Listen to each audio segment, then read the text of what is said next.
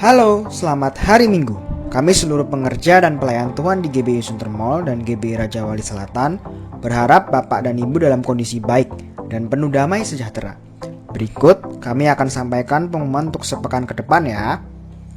Bagi Bapak dan Ibu yang rindu untuk menabur, Bapak dan Ibu dapat memberi pada nomor rekening yang tertera di layar. Yuk mari kita sama-sama belajar untuk memberi kepada Tuhan Yesus. Halo anak-anak GOC, mau mengingatkan nih kalau GOC tetap ada ibadah ya setiap hari Minggu jam 10 lebih 15 menit. Dan bagi teman-teman yang belum follow IG GOC, boleh banget loh untuk di follow di GOC Teens. Bagi Bapak dan Ibu yang membutuhkan doa, Bapak dan Ibu dapat memberikan prayer request-nya ke Saudari Yunita dan Saudara Anthony dengan nomor WA yang tertera di layar. Kami sangat senang untuk bisa membantu dan berdoa untuk saudara. Shalom Bapak Ibu dan Saudara yang dikasihi Tuhan. Mari kita bersama-sama membaca Mazmur 91 untuk membangkitkan iman percaya kita bahwa perlindungan hanya ada di dalam nama Tuhan Yesus Kristus. Dalam lindungan Allah, orang yang duduk dalam lindungan yang maha tinggi dan bermalam dalam naungan yang maha kuasa akan berkata kepada Tuhan, tempat perlindunganku dan kubu pertahananku, Allahku yang kupercayai. Sungguh, dialah yang akan melepaskan engkau dari jerat penangkap burung, dari penyakit sampar yang busuk. Dengan kepaknya, ia akan melindungi engkau. Di bawah sayapnya, engkau akan berlindung. Kesetiaannya ialah perisai dan pagar tembok. Engkau tak usah takut terhadap kedahsyatan malam, terhadap panah yang terbang di waktu siang, terhadap penyakit sampar yang berjalan di dalam gelap, terhadap penyakit menular yang mengamuk di waktu petang. Walau 1.000 orang rebah di sisimu dan 10.000 di sebelah kananmu, tetapi itu tidak akan menimpamu. Engkau hanya menontonnya dengan matamu sendiri dan melihat pembalasan terhadap orang-orang fasik. Sebab Tuhan ialah tempat perlindunganmu, yang maha tinggi telah kau buat tempat perteduhanmu. Malapetaka tidak akan menimpa kamu, dan tulah tidak akan mendekat kepada kemahmu. Sebab malaikat-malaikatnya akan diperintahkannya kepadamu untuk menjaga engkau di segala jalanmu. Mereka akan menatang engkau di atas tangannya, supaya kakimu jangan terantuk kepada batu. Singa dan ular tedung akan kau langkahi. Engkau akan menginjak anak singa dan ular naga. Sungguh hatinya melekat kepadaku, maka aku akan meluputkannya. Aku akan membentenginya, sebab ia mengenal namaku. Bila ia berseru kepadaku, aku akan menjawab. Aku akan menyertai dia dalam kesesakan. Aku akan meluputkannya dan memuliakannya. Dengan panjang umur akan kukenyangkan dia, dan akan kuperlihatkan kepadanya keselamatan daripadaku. Amin.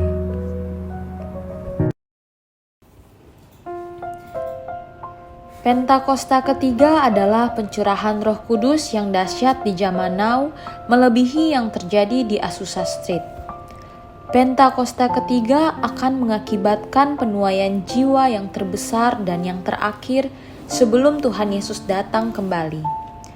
Pentakosta ketiga akan membangkitkan generasi Yeremia, yaitu anak-anak muda yang dipenuhi Roh Kudus, cinta mati-matian kepada Tuhan Yesus, tidak kompromi terhadap dosa, dan akan bergerak untuk memenangkan jiwa.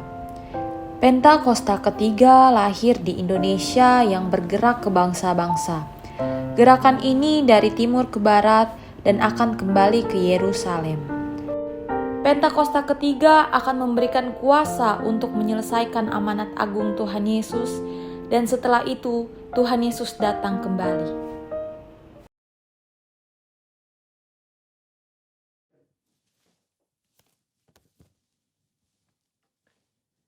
Shalom, apa kabar saudara? Saya percaya kita semua luar biasa.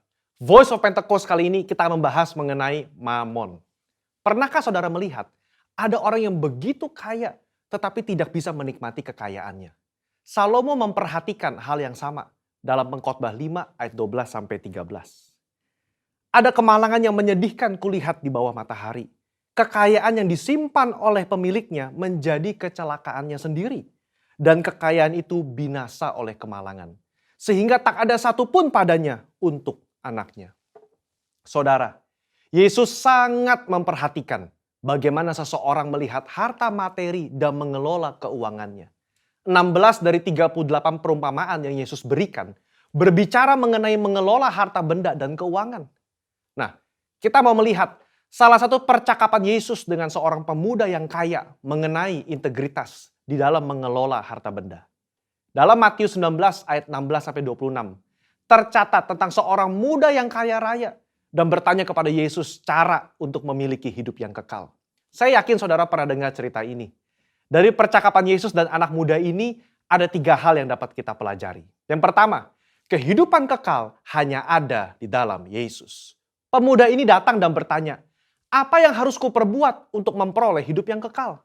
Hari ini kita percaya bahwa tidak ada satu perbuatan pun yang dapat membayar jalan menuju ke surga selain percaya kepada Yesus. Kehidupan kekal diberikan kepada mereka yang percaya kepada Tuhan dan itu diterima karena kasih karunia melalui iman. Kenapa Yesus tidak berkata seperti itu kepada anak muda ini? Karena pada saat itu pengetahuan dan pemahaman orang-orang mengenai keselamatan belum dibukakan. Yesus belum mati di atas kayu salib.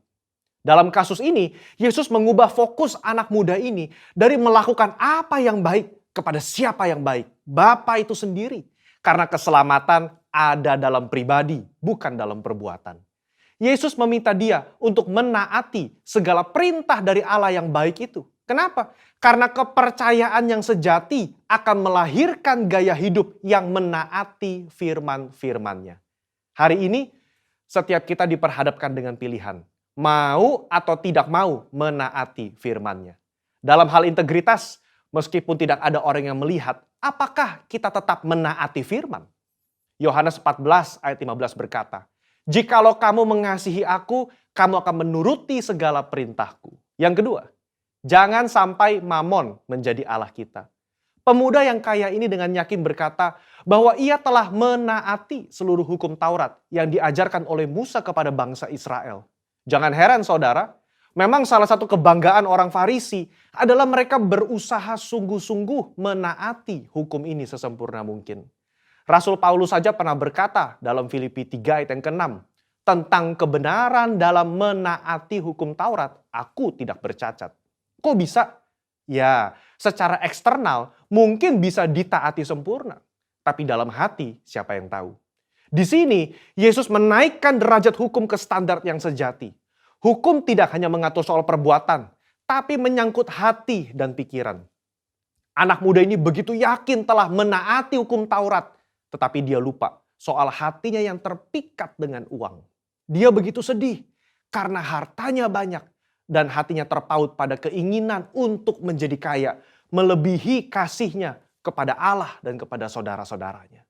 Di situ Yesus menunjukkan masih ada yang kurang dalam dirinya dalam menaati hukum.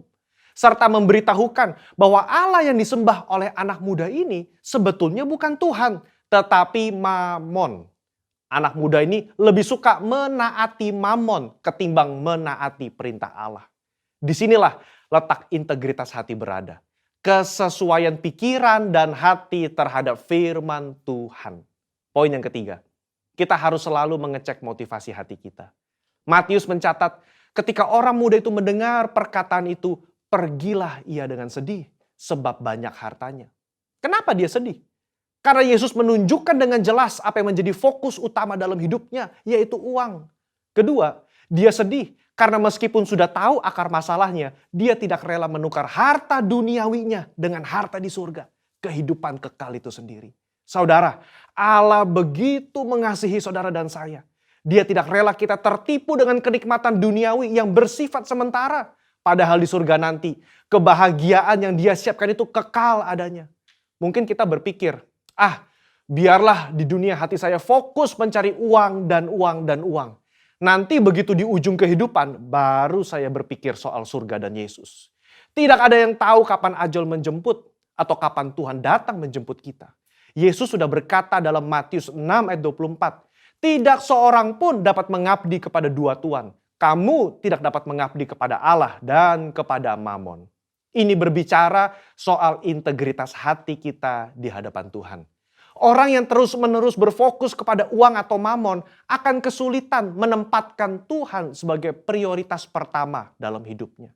Percayalah, kita yang mencari dahulu kerajaan Allah dan kebenarannya, Tuhan akan cukupkan kebutuhan kita di dunia ini. Allah adalah Bapa yang baik, yang suka memberi berkat kepada anak-anaknya. Mari kita belajar mengucap syukur dan menerima berkat yang Tuhan berikan dengan rasa cukup. Saya tutup dengan kata-kata bijaksana dari Raja Salomo. Siapa mencintai uang tidak akan puas dengan uang. Siapa mencintai kekayaan tidak akan puas dengan penghasilannya. Saya berdoa, kita semua mengucap syukur atas berkat yang Tuhan beri dalam hidup ini. Dan biarlah hidup kita terus menjadi berkat bagi orang lain. Mari berlomba-lomba mengumpulkan harta di surga, bukan di dunia ini. Saudara, untuk penjelasan lebih lengkap dari tim teologi kami, jangan lupa buka link yang ada di atas atau scan QR Code yang tersedia. Salam integritas, Tuhan Yesus memberkati.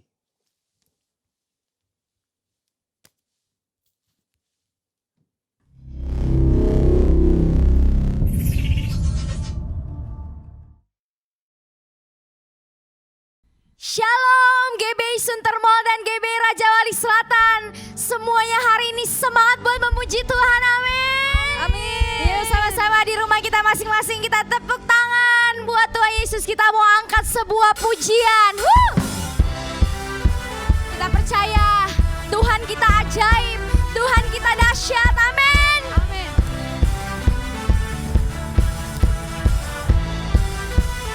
Yuk berikan yang terbaik buat Tuhan kita hari ini. Karena Dia pemilik kehidupan kita, Dia yang memegang kehidupan kita. Come on sing. Pelukis cakrawala, perangkai jagat raya, pencipta alam semesta, pemilik kehidupan yang sanggup menyelamatkan, Dialah jalan kebenaran. Mari angkat tanganmu. Kami rindukan kuasa lawatanmu, kebangkitan pasti terjadi. Oh, oh, oh. Datanglah dan bertahta, kuat dan berkuasa, saat hati bersatu, menaikkan pujian, belenggu dipatahkan, mujizat dinyatakan. Come on sing, great is our God, great is our God. Kita mau lebih lagi memuji Dia. Dia Allah yang dahsyat, amin. Amin.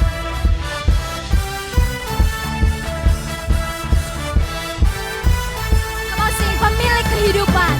Pemilik kehidupan yang sanggup menyelamatkan, Dialah jalan kebenaran.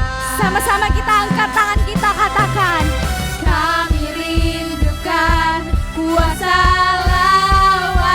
lawatanmu, kebangkitan pasti terjadi. Oh, oh, oh. Datanglah dan bertahta, kuat dan berkuasa, saat hati bersatu, menaikkan pujian, belenggu dipatahkan, mujizat dinyatakan. Sama-sama nyatakan. Great is our God. Kita mau kasih pujian yang terbaik buat Tuhan kita. He's great, amin. Amin. Siap-siap sama-sama angkat tangan kita. Dan kita mau katakan, kami rindukan kuasa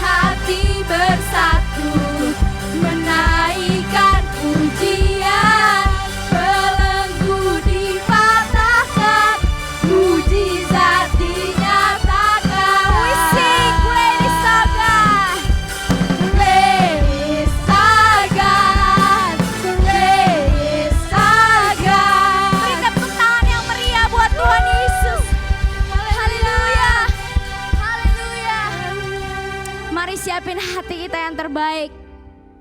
Di rumah-rumah kita percaya Tuhan hadir. Tuhan ada bersama-sama dengan kita.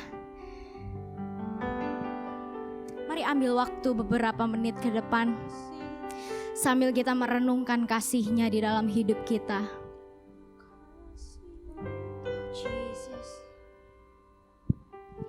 Karena kasih-Nya yang sungguh besar akan kita boleh ada hari ini. Kalau kita masih bangun pagi hari ini, semua karena kasih-Nya. Kalau kita masih hidup di dalam pengharapan, semua karena kasih-Nya. Karena Dia hidup, maka hari-hari kita selalu ada pengharapan. Amin.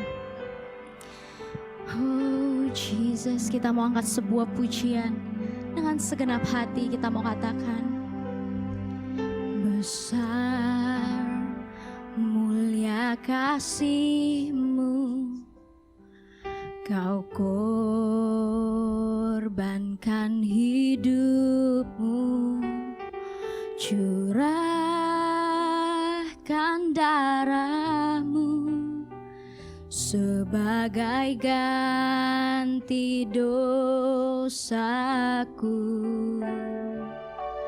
Kau berikan harapan di dalam kesesakan. Agunglah perbuatan-Mu, Yesus Tuhan penebusku. Karena kasih-Mu yang selamatkanku, menyucikan dan menebus hidupku. Ku naikkan syukur buat pengorbanan-Mu, Maha mulia dan terindah Kau Yesus. Ya Tuhan, Kau yang terindah dalam hidup kami. Kau berikan harapan di dalam kesesakan. Thank you Jesus. Kami berserah penuh sama Engkau Tuhan. Agunglah perbuatan-Mu, Yesus Tuhan penebus. Karena kasih-Mu yang selamatkanku, menyucikan dan menebus hidupku. Ku naikkan syukur buat pengorbanan-Mu, Maha mulia. Karena kasih-Mu yang selamatkan, menyucikan dan menebus hidup. Kami naikkan syukur buat pengorbanan-Mu, Maha mulia dan terindah Kau Yesus. Kami naikkan syukur kami ya Tuhan. Kami datang hari ini dengan hati yang haus akan Engkau, yang rindu akan Engkau Tuhan. Mari naikkan syukur-Mu. Haleluya. Oh, thank you Lord. Shararalabayaralabayaralabayaralabayase. Kuriaralabashi, kiaralabayaralabayaralabayabo. Thank you Lord. Come on we sing. Karena kasih-Mu yang selamatkanku,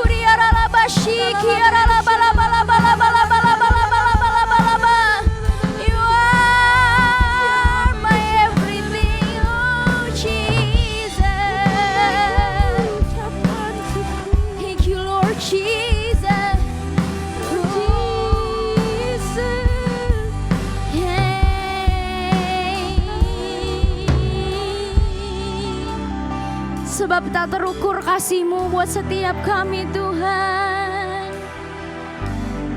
Sungguh tak terukur kasih-Mu buat setiap kami. Kau korbankan hidup-Mu.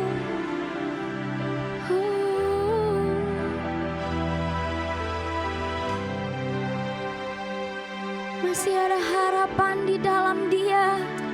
Masih ada jalan di dalam Dia. Tiada yang mustahil baginya.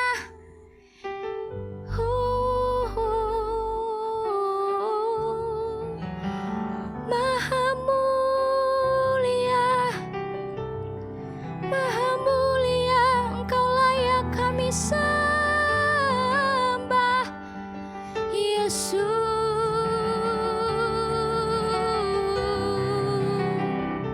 Ini waktu yang terbaik, ini waktu yang tepat untuk datang kembali sama Tuhan, datang kembali kepada Tuhan.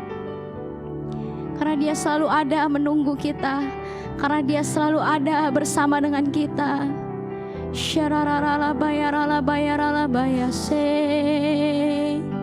Horiara bashi kiarararala, Horia patakarala bayarala bayabo. Syararala bayarala bayarala bayarala bayarala bashi. Hati kami tenang di dalam-Mu, kami aman bersama-Mu. Kami mau sembah Engkau Tuhan, kami mau muliakan Engkau Tuhan. Yes Jesus, we worship You, we worship You.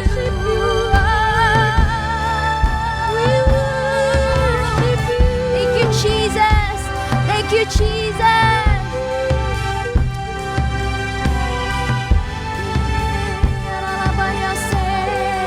Come on sing.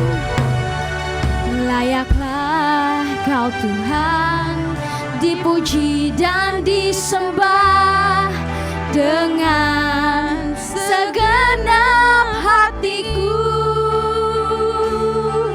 Layaklah Kau Tuhan, dipuji dan disembah dengan segenap jiwa ragaku. Sambil angkat tanganmu katakan, layaklah Kau Tuhan, dipuji dan disembah dengan segenap hatiku. Layaklah Kau Tuhan, dipuji dan disembah dengan segenap jiwa ragaku. Oh, and we sing oh,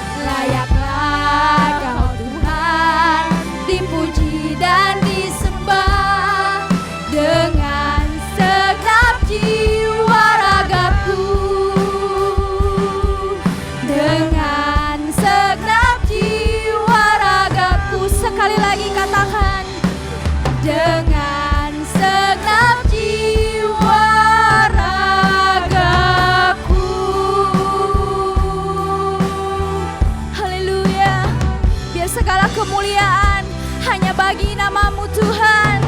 Berikan tepuk tangan yang meriah buat Tuhan Yesus. Thank you Lord Jesus. Haleluya, haleluya. Terima kasih Tuhan Yesus. Hidup kami ada di dalam tangan-Mu Tuhan. Hidup kami aman di dalam-Mu Tuhan. Kami percaya hari-hari ini setiap kami yang sedang berbeban berat, Tuhan Engkau memberikan kelegaan buat setiap kami. Kami yang sedang sakit saat ini Tuhan berikan kesembuhan. Dan kami percaya kami akan hidup sebagai orang-orang yang menang. Karena kami tahu hidup kami telah ditebus oleh Engkau ya Tuhan. Terima kasih Tuhan. Biar segala pujian, hormat, kemuliaan hanya bagi nama-Mu di dalam nama Yesus. Sama-sama kita katakan amin. Shalom, Bapak Ibu yang dikasih Tuhan. Secara khusus saya ingin menyapa Bapak Ibu yang beribadah di Gereja Bethel Indonesia Sunter Mall dan Gereja Bethel Indonesia Raja Wali Selatan. Saya percaya dalam kondisi apapun saudara hari-hari ini, kita tetap percaya, kita tetap berharap kalau Tuhan yang kita sembah sanggup melakukan perkara-perkara yang ajaib, yang dahsyat dalam kehidupan saudara dan saya. Mari saya ajak kita semua menundukkan kepala, kita berdoa sebelum kita merenungkan kebenaran firman Tuhan, supaya Roh Kudus boleh memimpin kita dalam ibadah kita ini. Mari kita tundukkan kepala. Bapa yang baik, Bapa yang sungguh dahsyat dan luar biasa, kami menyapa Engkau pagi hari ini Tuhan, dan dimanapun kami berada yang menyaksikan ibadah secara online ini, baik di rumah-rumah maupun di segala tempat, biar Tuhan yang menjamah setiap kami, Tuhan yang hadir di setiap rumah-rumah, Tuhan yang boleh memberikan damai sejahtera sukacita-Mu Tuhan pada setiap kami. Bapa dalam surga, kami bersyukur Tuhan, kalau kami boleh mengingat akan perbuatan-Mu yang ajaib Tuhan. Bahkan pengorbanan-Mu di atas kayu salib itu luar biasa bagi kami. Di bulan-bulan ini Tuhan, kami terus mengingat, bahkan sepanjang hidup kami tahu perbuatan-Mu dahsyat dan luar biasa. Oleh karena itu, pengharapan kami hanya kepada Tuhan. Dan biarlah pada saat ini Tuhan, Engkau mengurapi setiap kami Tuhan Yesus, dengan pengurapan Allah Roh Kudus-Mu, supaya kami boleh mengerti apa yang harus kami perbuat di hari-hari ini Tuhan Yesus. Apa yang harus kami pikirkan, perkara-perkara apa yang harus kami pikirkan Tuhan Yesus, yang menyenangkan hati-Mu Tuhan. Terima kasih Bapa, urapi setiap kami supaya kami boleh mengerti akan kebenaran firman-Mu. Kami sambut kebenaran firman-Mu ini hanya di dalam nama Tuhan Yesus yang percaya dan siap. Mari katakan amin. Bapak Ibu yang dikasih Tuhan, kita baru saja merayakan hari kebangkitan Tuhan Yesus. Sebelumnya Tuhan Yesus mati di atas kayu salib. Hari yang ketiga Dia bangkit dari antara orang mati. Sengat maut telah dikalahkan, musuh terbesar telah dikalahkan, yaitu kematian, maut. Puji Tuhan, kita punya Allah yang hidup, bukan Allah yang mati. Allah yang sanggup memberkati saudara, Allah yang sanggup memulihkan saudara, Allah yang sanggup menuntun kehidupan kita. Saudara yang kasih Tuhan, saya ingat di dalam 1 Korintus 15 ayat 3 dan 5, ayat 3 sampai ke 5, firman Tuhan berkata, sebab yang sangat penting telah kusampaikan kepadamu. Di sini dikatakan yang sangat penting, berarti yang paling penting, yaitu apa? Ya, ialah bahwa Kristus telah mati karena dosa-dosa kita sesuai dengan kitab suci, bahwa Ia telah dikuburkan dan bahwa Ia telah dibangkitkan pada hari yang ketiga sesuai dengan kitab suci. Ayat 5, bahwa Ia telah menampakkan dirinya kepada Kefas dan kemudian kepada ke-12 muridnya. Di sini dikatakan ada 3 hal yang sangat penting. Yang pertama dikatakan Kristus telah mati karena dosa-dosa kita. Yang kedua bahwa Ia telah dikuburkan dan Ia telah dibangkitkan pada hari yang ketiga. 2 poin ini sudah kita renungkan, sudah kita lewati ketika kita melewati Jumat Agung dan ibadah Paskah di awal bulan April ini.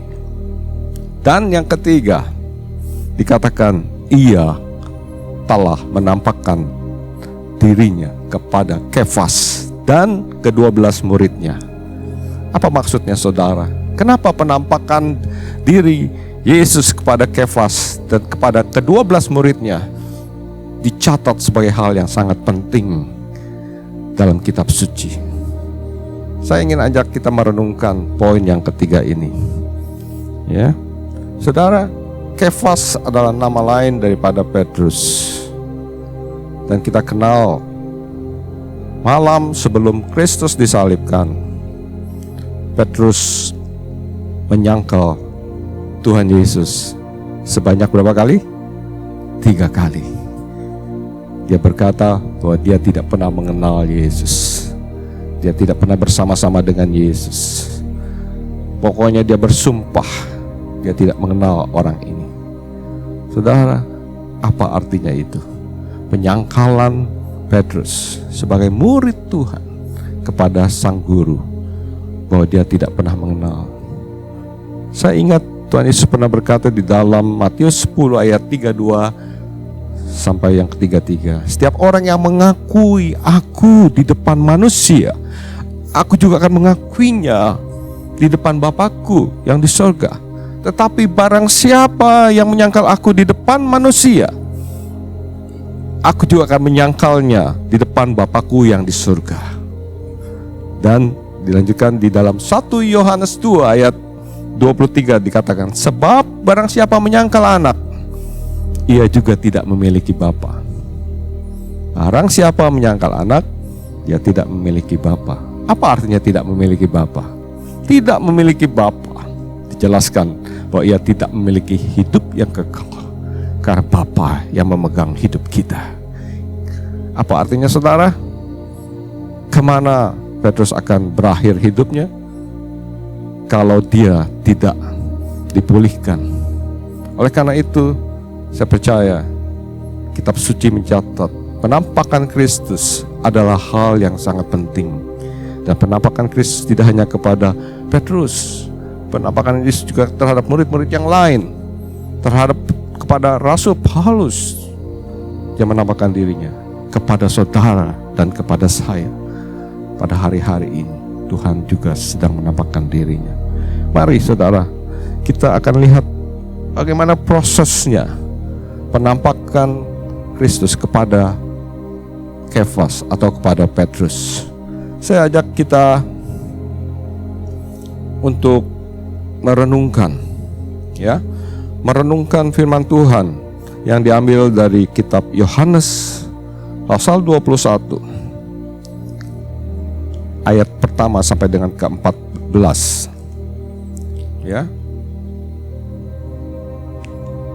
Yohanes 21 ayat pertama sampai dengan ke-14, judul perikopnya adalah Yesus menampakkan diri kepada murid-muridnya di pantai Danau Tiberias.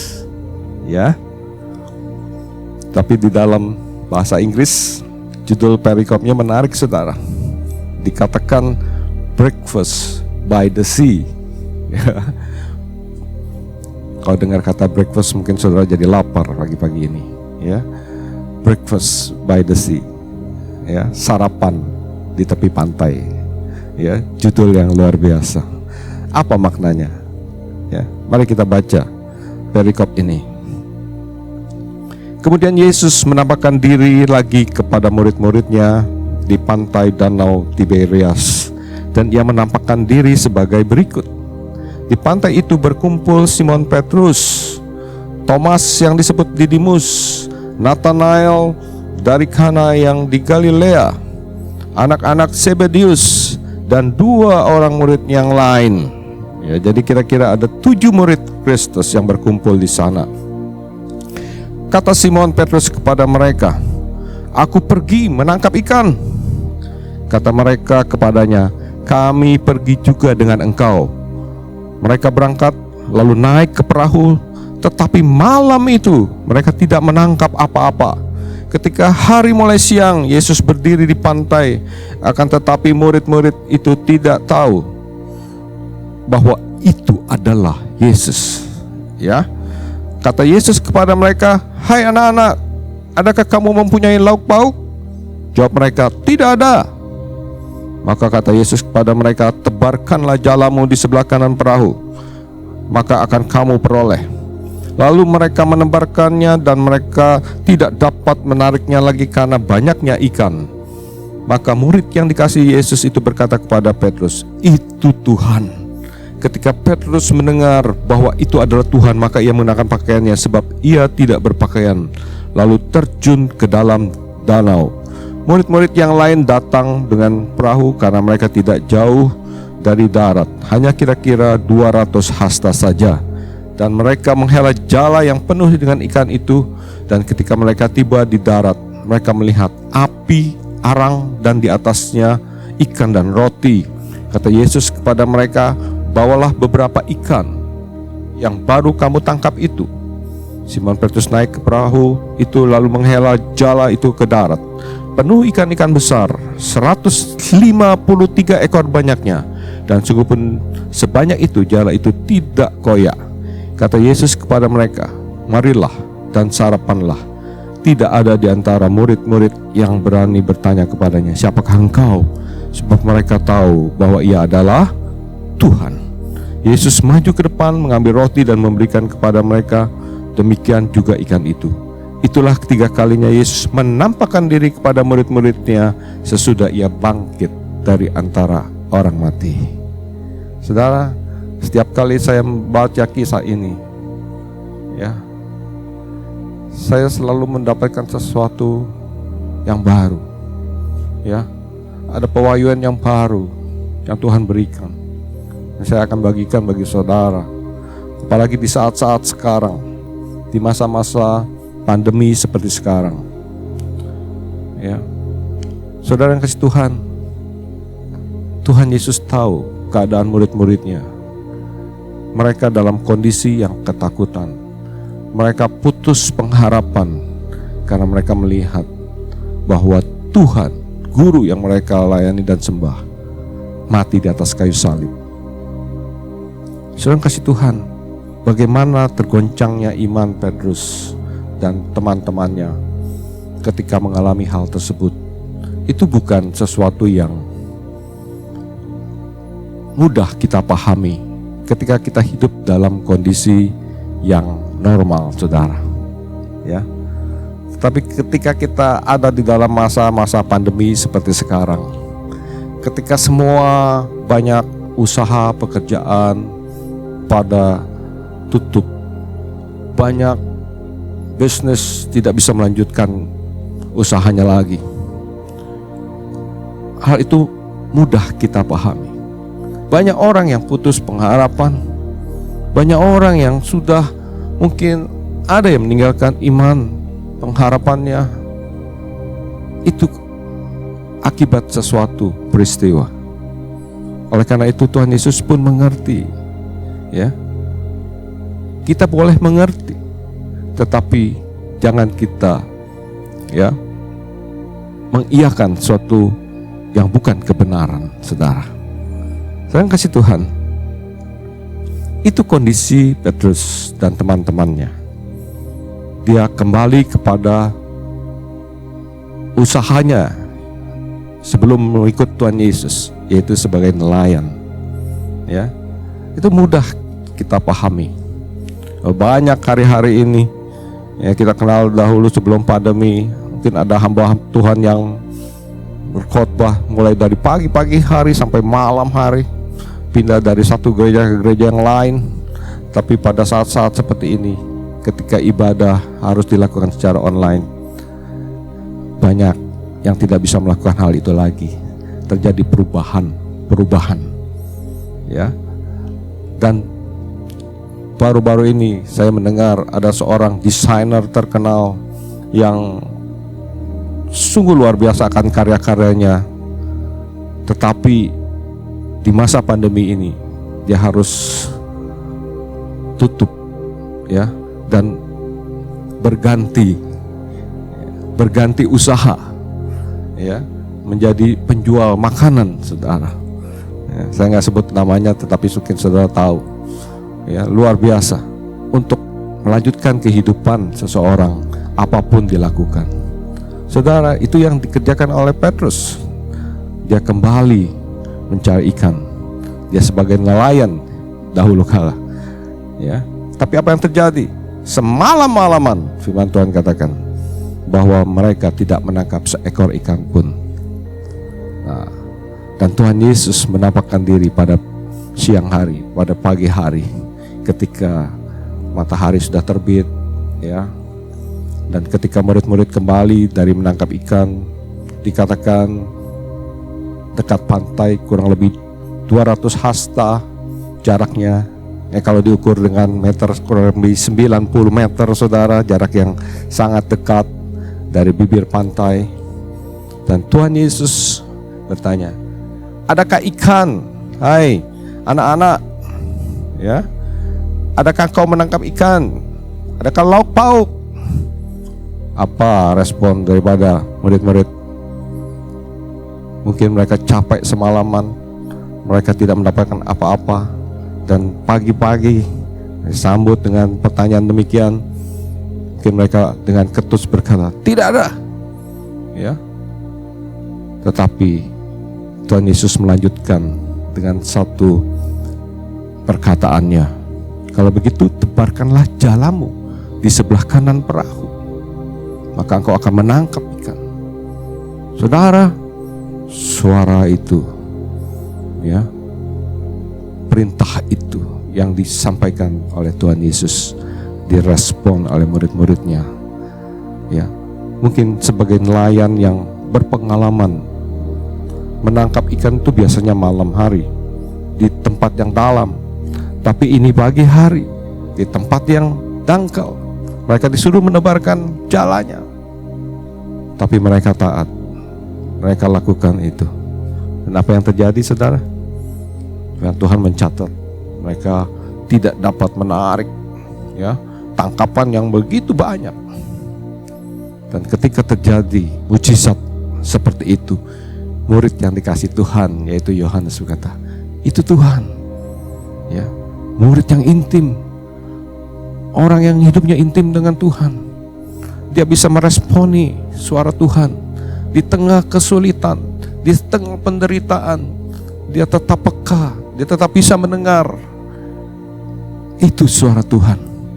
Dan ketika Petrus mendengar itu, dia langsung berpakaian dan dia berenang ke pantai. Saudara yang kasih Tuhan, respon Petrus itu luar biasa, ya. Respon Petrus itu luar biasa. Dia tidak peduli dengan mujizatnya. Padahal hari itu tujuan dia menangkap ikan tidak tercapai, tapi pagi itu dia melihat mujizat yang luar biasa. Oleh karena itu dia tidak fokus kepada ikan yang ditangkap, tapi fokus Petrus kepada sang pembuat mujizat itu. Siapa, saudara? Yesus. Dia langsung menghampiri Yesus dan dia berjumpa dengan Tuhan, saya percaya. Nah, kemudian dari perikop yang kita baca, ya, saudara, Tuhan Yesus menampakkan diri kepada murid-muridnya. Dia melakukan mujizatnya setelah dia bangkit dari antara orang mati. Dia tetap melakukan mujizatnya. Kalau saya catat, itu mujizat yang pertama dia lakukan setelah dia bangkit dari antara orang mati. Nah, saudara kasih Tuhan, selanjutnya Tuhan Yesus dikatakan menyiapkan breakfast, menyiapkan sarapan, dan di atas arang itu sudah tersedia roti dan ikan. Bayangkan, saudara, Tuhan yang kita sembah melayani murid-muridnya untuk menyiapkan sarapan. Saudara, kalau kita lihat banyak Allah lain, saya sebut ilah lain, ya, punya mata tidak bisa melihat, punya telinga tidak bisa mendengar. apa yang terjadi? Orang yang menyembahnya yang harus menyiapkan segala sesuatu, makanan setiap waktu. Tetapi dari kisah yang kita baca ini, saudara perhatikan, Tuhan Yesus sanggup menyiapkan breakfast bagi saudara. Tuhan Yesus sanggup menyiapkan sarapan bagi saudara. Dan dia juga sanggup menyiapkan lunch ataupun dinner. Bagi Tuhan itu hal yang sangat kecil, yang sepele. Tapi bukan itu. Ya, bukan hanya perkara-perkara jasmani yang Tuhan sediakan. Ada perkara-perkara di luar itu. Dan ketika Tuhan Yesus menambahkan dirinya kepada murid-muridnya selama 40 hari setelah kebangkitannya, dia selalu berkata, damai sejahtera, damai sejahtera bagimu. Dia juga bisa memberikan damai sejahtera kepada saudara dan saya. Damai sejahtera yang Tuhan berikan itu sungguh luar biasa. Itu yang akan menguatkan kita. Itulah Tuhan kita. Saudara yang kasih Tuhan, di tengah-tengah situasi yang seperti ini, saudara dan saya membutuhkan damai sejahtera Tuhan. Tuhan Yesus dahsyat, saudara. Tuhan Yesus memperhatikan murid-muridnya. Dan selama mereka sarapan pagi, breakfast, tidak ada satupun muridnya yang bertanya, siapakah engkau? Karena mereka tahu bahwa itu adalah Tuhan. Bagaimana murid-muridnya tahu itu adalah Tuhan? Alkitab tadi mencatat mereka menangkap 153 ekor ikan besar. Ya, dengan tepat Alkitab mencatat 153 ekor ikan. Saudara, saya teringat ketika beberapa tahun yang lalu saya ada di Danau Galilea. Ya, saya mengalami kondisi yang mirip dengan Petrus. Ya, saya ada di persimpangan jalan. Dan saya mendengar baik-baik apa yang guide itu sampaikan. Dia berbicara tentang 153 ekor ikan itu. Apa arti 153 ekor ikan? Bagi orang Yahudi, angka-angka itu mengandung makna. Tadi saya katakan, ketika sarapan, murid-murid tidak ada yang bertanya, siapakah engkau? Karena mereka sudah melihat dan mengerti bahwa angka 153 ekor ikan itu artinya Elohim, the Son of God, Allah yang perkasa, Allah pencipta. Artinya apa, saudara? Dia sanggup melakukan segala perkara. Dia sanggup menciptakan segala sesuatu. Dan dia sanggup memimpin hidup saudara dan saya walaupun di masa-masa yang sulit ini. Tetap mata kita tertuju kepada Tuhan. 153 Elohim, Allah yang perkasa, Allah yang luar biasa. Sehingga murid-murid tidak ada yang bertanya, siapakah engkau? Karena mereka tahu bahwa itu adalah Tuhan. Sedang kasih Tuhan, dari tadi kita belum melihat bagaimana Tuhan memulihkan Petrus. Ya. Nah, di ayat selanjutnya, di ayat yang ke-15, ya, di ayat yang ke-15, kalau kita lanjutkan firman Tuhan, dikatakan sesudah sarapan, Yesus berkata kepada Simon Petrus, Simon anak Yohanes, apakah engkau mengasihi aku lebih daripada mereka ini?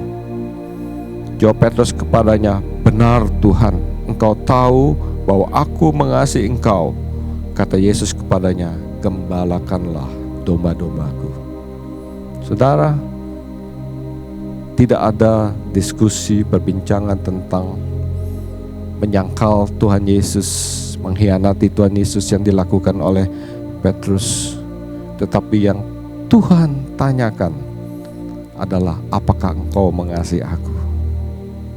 Saudara, kalau pertanyaan ini hari ini ditujukan kepada saudara dan saya, apakah engkau mengasihi aku, anakku? apakah engkau mengasihi aku? Ternyata Tuhan Yesus bertanya itu tidak 1 kali, tidak 2 kali, tetapi 3 kali kepada Petrus. Sebanyak itu pula Petrus pernah menyangkal Tuhan Yesus. So, di mana pengampunannya? Saudara, Tuhan Yesus menyapa Petrus tidak dengan namanya Petrus, tetapi dia menyapa Petrus dengan sebutan Simon, anak Yohanes. Hai Simon, anak Yohanes. Saudara kasih Tuhan, dalam bahasa Inggris dikatakan Simon, ya, son of Jonah, ya, son of Jonah. Saudara, ternyata arti kata Yunus, arti kata Yohanes, John, itu sama artinya. Apa saudara? Saya berulang tanya, mana ini pengampunannya? Ternyata arti kata Yunus atau disebut Jonah dalam bahasa Inggris, Yohanes ataupun Yahya, itu sama. Artinya yaitu I forgive you. Aku mengampuni kamu. Sebanyak 3 kali Petrus menyangkal Tuhan, dan sebanyak 3 kali Tuhan mengampuni Petrus. Saudara kasih Tuhan, ini sesuatu yang luar biasa. Tuhan mau menampakkan diri kepada Petrus untuk mengampuni kesalahannya, karena Tuhan tahu Petrus memiliki satu potensi yang luar biasa sebagai murid Tuhan, dan dia tidak mau kehilangan Petrus seperti dia telah kehilangan Yudas yang menjual Yesus, yang mengkhianati Yesus. Dan dia tahu Petrus, Paulus, atau saudara sebut nama murid-muridnya, yang setelah itu, setelah perjumpaan dengan Tuhan, setelah Tuhan menampakkan diri kepada mereka, Petrus dan murid-murid yang lain diurapi oleh Roh Kudusnya Tuhan, dipenuhi oleh Roh Kudus di hari Pentakosta, itu hari ke-50. Dan apa yang terjadi ketika Petrus berkhotbah, ya, Petrus berkhotbah, orang yang tidak terpelajar, layan, berkhotbah dalam 3 menit, 4 menit, ada 3.000 orang yang bertobat dan memberi dirinya dibaptis. Saudara, Tuhan punya rancangan, Tuhan punya rencana yang dahsyat dalam hidup saudara dan saya. Walaupun di saat-saat seperti ini, Tuhan tidak pernah lupa rancangannya itu pada saudara dan saya. Karena itu, sebagaimana Tuhan Yesus menampakkan diri kepada Kefas, kepada Petrus, dan dia juga akan menampakkan diri kepada saudara dan saya untuk memulihkan keadaanmu pada hari-hari ini. Karena dia Allah yang perkasa, dia Allah yang luar biasa. Saya kasih Tuhan, mari kita tangkap pesan ini, bahwa dikatakan tadi yang ketiga, ia menampakkan diri kepada Kefas dan kepada ke-12 muridnya dan ke beberapa murid-murid yang lain, termasuk saudara dan saya. Dan ketika kita menangkap pesan ini, saudara, ketahuilah apa yang terjadi dalam kehidupan Petrus dan murid-murid yang lain akan terjadi kepada saudara dan saya. Dan Alkitab mencatat bagaimana Petrus mati untuk memuliakan Allah. Dia berkata, kalau Tuhan yang sembah mati dengan disalib, kepala di atas, kaki di bawah, tapi biarlah aku disalib dengan kaki di atas, kepala di bawah, karena aku tidak layak mati seperti dia. Itu yang Petrus lakukan. Itu yang terjadi dalam kehidupan Petrus, sehingga dia memuliakan Allah dalam situasi apapun. Dan biarlah pandemi ini boleh membawa kita kepada satu rancangan Allah yang dahsyat. Ingat saudara, kita selalu berdoa sebelum Tuhan Yesus datang kembali, ketika Roh Kudus dicurahkan mengurapi saudara dan saya, dia akan membuat penuaian jiwa terbesar dan terakhir sebelum kedatangan dia untuk kali yang kedua. Dikatakan, sekaranglah waktu pemulihan segala sesuatu. Ya. sampai Tuhan Yesus harus tinggal di surga sampai pemulihan segala sesuatu. Artinya apa saudara? Ya, inilah waktu pemulihan. Dan Tuhan Yesus siap datang untuk menjemput saudara dan saya ketika segala sesuatu sudah Dia pulihkan. Beri kemuliaan bagi Dia. Dia Allah kita yang dahsyat. Haleluya. Mari kita tundukkan kepala. Kita akhiri ibadah ini. Kita renungkan kebaikan Tuhan. Dia tidak hanya mati di atas kayu salib menebus dosa saudara dan saya. Dia bangkit dari kematian. Bahkan Dia pun menghampiri saudara dan saya secara pribadi. Dia Allah yang luar biasa. Oh, terima kasih ya Tuhan. Terima kasih Tuhan untuk apa yang telah Engkau perbuat dalam hidup setiap kami. Kami tahu Tuhan, kalau kami hari-hari ini ada di persimpangan jalan, kalau hari-hari ini kami mengalami kesulitan demi kesulitan, hari-hari ini kami mengalami pencobaan lepas pencobaan, kami tahu Tuhan Yesus, Engkaulah jawaban dari segala sesuatunya itu. Kami mau menaruh iman percaya kami kepada Tuhan. Kami tidak mau menyangkal Engkau Tuhan, tapi kami mau hidup menurut kebenaran firman. Kami mau melakukan segala perintah-Mu Tuhan Yesus. Terima kasih Tuhan Yesus, Engkau yang telah menyatakan diri-Mu kepada setiap umat-Mu Tuhan.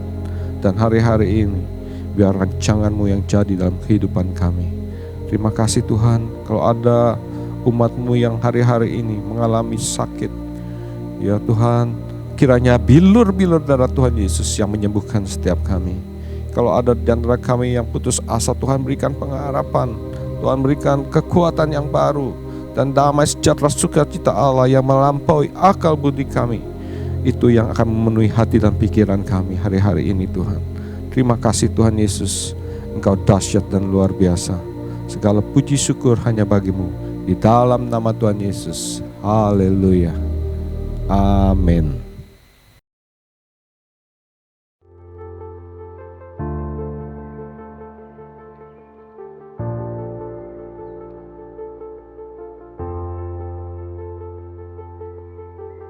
Jemaat yang dikasihi Tuhan, terimalah berkat Tuhan. Kiranya damai sejahtera, sukacita, pemulihan, kesembuhan yang dari Allah Bapa kita di surga melalui pengorbanan Putra yang tunggal Yesus Kristus Tuhan dan persekutuan yang manis dengan Roh Kudus menyertai kita semua mulai saat ini sampai Tuhan Yesus datang menjemput kita, bahkan sampai selama-lamanya. Bagi semua kita yang percaya, mari kita katakan amin. Tuhan Yesus memberkati saudara.